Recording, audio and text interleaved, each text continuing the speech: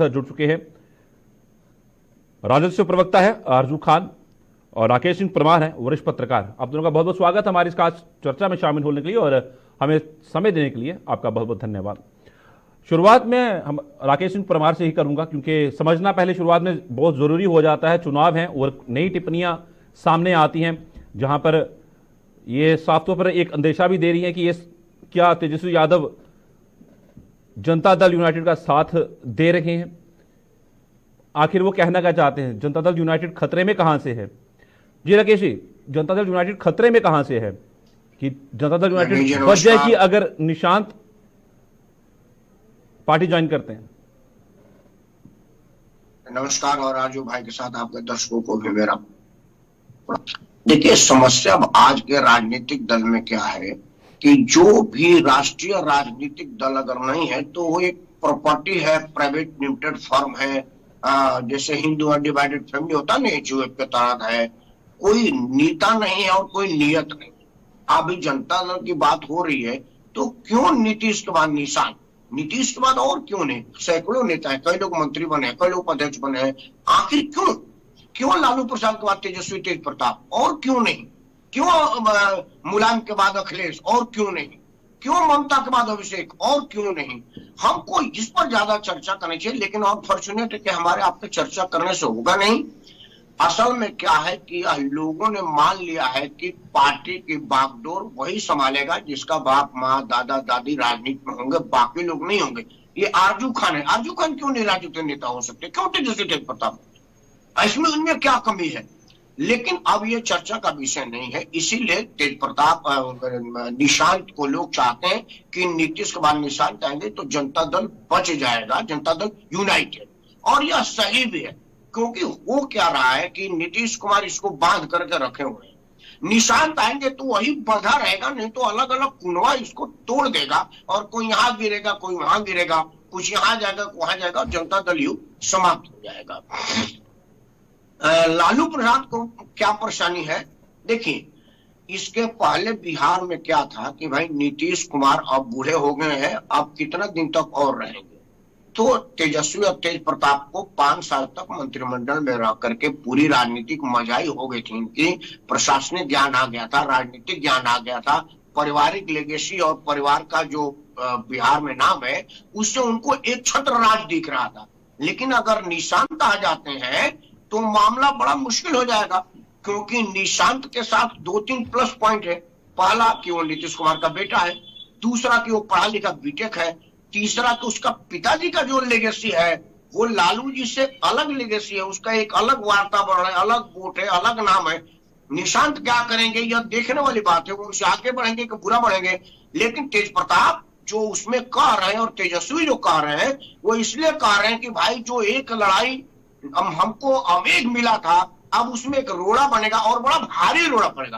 क्योंकि मैं अगर बिहार का वोटर होता और मेरे पास 2 आदमी होता, एक 9वीं फेल है और एक बीटेक वाला है, एक के पिताजी के साथ कई तरह की बात है और एक के पिताजी तरह का कुछ अलग बात है, तो मेरा वोट कहां जाता, यह सब समझ में आ रहा है। इसीलिए परेशानी है और कोई परेशानी नहीं है। निशांत आवे या प्रशांत आवे उससे कोई दिक्कत नहीं होना। जो बढ़िया काम करेगा वो बिहार पर राज करेगा, हम तो यही चाहते हैं। जी आरजू खान जी। सबसे बड़ी पहले तो मुझे आपत्ति है वरिष्ठ पत्रकार साहब जिस तरीके का अब शब्दों का इन्होंने इस्तेमाल किया। कम से कम आप लोकतांत्रिक गद्दी पे अगर बैठे हैं, लोकतंत्र को अगर मानते हैं, तो पहले आप लीडर ऑफ अपोजिशन का दायित्व को आपको समझना होगा। फिर उनको किस तरीके से, किस संज्ञा से आप संबोधित करेंगे, ये आपकी मानसिकता है। और मैं आपकी मानसिकता समझता हूँ। देश के प्रधानमंत्री की डिग्री 4थी फेल आपका, लेकिन कलेजा नहीं होगा कि आप सुन पा रहे हैं मुझे?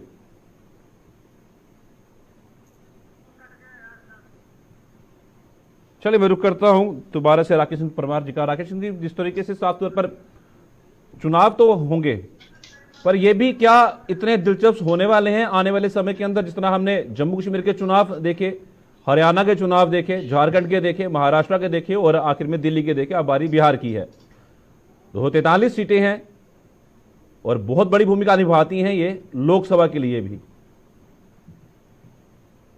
देखिए, ऐसा है, आरजू खान को पता ना मेरी कौन सी बात अश्लील लग गई। अमूमन हम लोग बहुत शालीनता से बोलते हैं, लेकिन सवाल है कि पार्टी के प्रवक्ता है तो ये कटिंग दिखाएंगे कि मैंने लालू पाने एकदम पर नहीं, बताया हुआ है, वो नहीं, उनके एकदम मतलब नहीं, की बात है। एकदम नहीं। वो मेरी अपना आपसे दिखाएंगे, कोई कोई दिक्कत नहीं। जाति नहीं है, मेरी आपसे कोई जाति एक मिनट दुश्मनी नहीं है। आप अपने शब्दों को टटोलिएगा, दुश्मनी करके डिबेट के क्या आदाब करना, कोई होते बात हैं। नहीं। और कोई लोकतांत्रिक बात डेमोक्रेसी में लोकतंत्र जिंदा है। लोकतांत्रिक तरीके का एक पद है लीडर ऑफ ओपोजिशन। ठीक है अर्जुन खान जी, मैं करूंगा रुख अपना, आपका रुख करूंगा मैं। और अगर आप विश्लेषक हैं, सवाल उठाते हैं तो प्रधानमंत्री जी के डिग्री पे भी उठाइए। स्मृति ईरानी प्रधानमंत्री की डिग्री पूछने की बात नहीं चल रही है अर्जुन खान जी, मैं रुख करूंगा आपका। जी राकेश सिंह जी, अभी प्रधानमंत्री की चर्चा नहीं थी, बिहार में चर्चा थी, प्रधानमंत्री होगी तो उस पर भी करेंगे, ठीक है ना, जरा आराम करेगा। देखिए क्या है कि बिहार का चुनाव में अब की बार नई पौध की पूरी एंट्री हो गई है। कन्हैया कुमार आए हैं, तेजस्वी तेज प्रताप नए हैं, रामविलास पासवान जी का बेटा चिराग भी नया है, पीके भी नया है। अब जो पहले लड़ाई लालू और नीतीश के बीच हुआ करती थी, रामविलास जी अमूमन दिल्ली ही रहा करते थे, उनको बिहार से बहुत ज्यादा मतलब था नहीं। लेकिन अब वो जो स्थिति हो, जो ये वाला चुनाव होने जा रहा है 2025 के इस साल के अंत में वाला, वो नए चेहरों के बीच वर्चस्व स्थापित, अपने आप को स्थापित करने की लड़ाई होगी। बिल्कुल है, राजद इस टाइम सबसे बड़ी पार्टी है, और सबसे बड़ी पार्टी को सबसे बड़ी पार्टी बने रहने की समस्या है। पार्टी है और बने रहना दोनों बड़ा अलग अलग मामला है। उस वक्त आप बड़ी पार्टी इसलिए बन गए थे क्योंकि उस वक्त का जो परिदृश्य था वो अलग था। अभी की परिदृश्य क्या है कि नीतीश कुमार अब टोटल सरेंडर है भारतीय जनता पार्टी के साथ।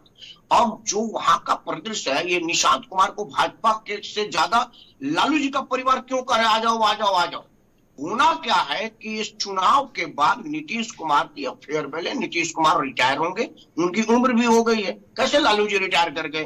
कानूनी बाध्यता से रिटायर किया। उम्र सबकी आती है ना भाई, इंदिरा जी का उम्र चला गया, जगन्नाथ मिश्रा का चला गया, तो ये लोग अमर होकर थोड़े आए हैं। तो क्या होगा कि नीतीश कुमार के बेटे को जिस तरह से लालू जी के बेटे को उप मुख्यमंत्री और मंत्री बना करके 5 साल का टाइम दिया गया था कि अपना रम जाए, राजनीति में सीख जाए, वही निशांत के साथ होगा। वो भी या तो उप मुख्यमंत्री बनेगा या कैबिनेट मंत्री बनेगा और 5 साल अपनी पारी संभालेगा और कोई और दूसरा मुख्यमंत्री बनेगा।